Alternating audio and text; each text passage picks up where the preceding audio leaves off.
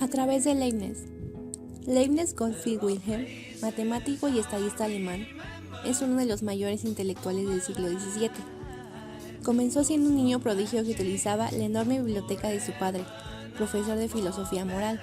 De esta forma aprendió por sí mismo latín y griego a una edad muy temprana, devorando los libros de los anaqueles de su padre con tal avidez que estuvo preparado para entrar a la Universidad de Leipzig a los 15 años, donde estudió teología, leyes, filosofía y matemáticas. Se considera como uno de los grandes aportadores al cálculo diferencial e integral. La universidad le negó la posibilidad de doctorarse en leyes porque era demasiado joven, tenía 20 años, así que para graduarse tuvo que ir a Nuremberg, donde por su parte rehusó la oferta de una plaza como profesor. En 1672 inventó una máquina de calcular capaz de sumar, restar, multiplicar, dividir y extraer raíces cuadradas. Aunque la tecnología de la época limitó las prestaciones de este dispositivo, la teoría era sólida y ciertamente aplicable. Es considerado un pionero en el desarrollo de la lógica matemática y precursor del cálculo. En 1673 marchó a París, donde encontró la oportunidad perfecta en la persona de Christian Huygens de aprender las tendencias contemporáneas de las matemáticas. Según propias palabras de Leibniz, su formación matemática se limitaba a las obras maestras de la época clásica. Cuando Leibniz abandonó París en 1676, ya había descubierto por sí mismo los principios fundamentales del cálculo de tangentes y áreas. En 1676 vuelve a Londres para demostrar sus nuevos cómputos mecánicos. En su segunda estancia aprovecha para hacer la presentación oficial de su máquina de calcular, en la que llevaba trabajando algún tiempo.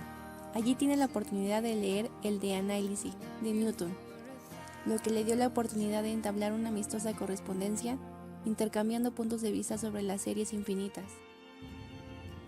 La contribución de Leibniz a las matemáticas fue la enumeración de los principios de cálculo infinitesimal, 1675, publicado en 1684.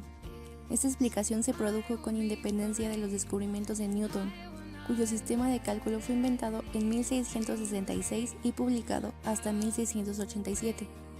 Los resultados obtenidos por Leibniz eran similares a los que Newton había obtenido, pero que no había publicado. La disputa que surgió a raíz de las afirmaciones de primacía en la invención del cálculo amargó sus últimos años de vida. Ese mismo año fue designado bibliotecario y consejero privado en la corte de Hannover, donde trabajó durante los 40 años siguientes hasta su muerte. Su obra aborda no solo problemas matemáticos y filosofía, sino también teología, derecho, diplomacia, política, historia, filología y física. Él es entendido a menudo como el último gran universalista, con un marcado interés por la lógica y los fundamentos del lenguaje universal. Esto quizás se haga evidente sabiendo que el lenguaje del cálculo que hoy utilizamos proviene básicamente de Leibniz. Los términos cálculo diferencial y cálculo integral son suyos, así como también las notaciones. El tiempo que no dedicaba a la prioridad del origen del cálculo lo empleó Leibniz en la gran variedad de empeños que caracterizaba. Intentó establecer los orígenes de la genealogía de la aristocracia. Se convirtió en un experto en sánscrito en cultura china. Además, continuó su labor filosófica, tarea que siempre había gozado de sus preferencias. Leibniz intentó desarrollar un sistema perfecto de lógica formal, basado en un alfabeto del pensamiento humano, sentando las bases de la lógica simbólica. Fue el presidente de la Academia de Berlín, que él mismo contribuyó a crear.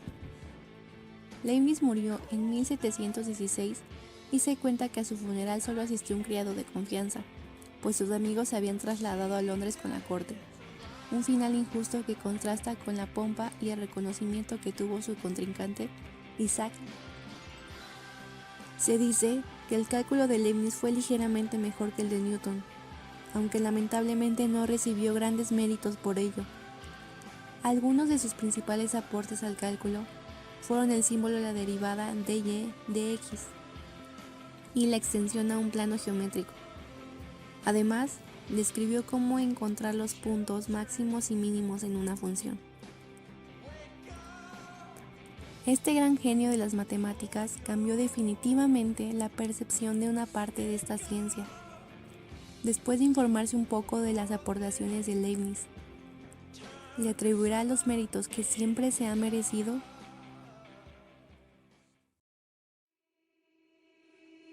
come, easy go, that's just how you live. Oh, take it all, but you never give. Should've known you was trouble from the first kiss. Had your eyes wide open, why were they open?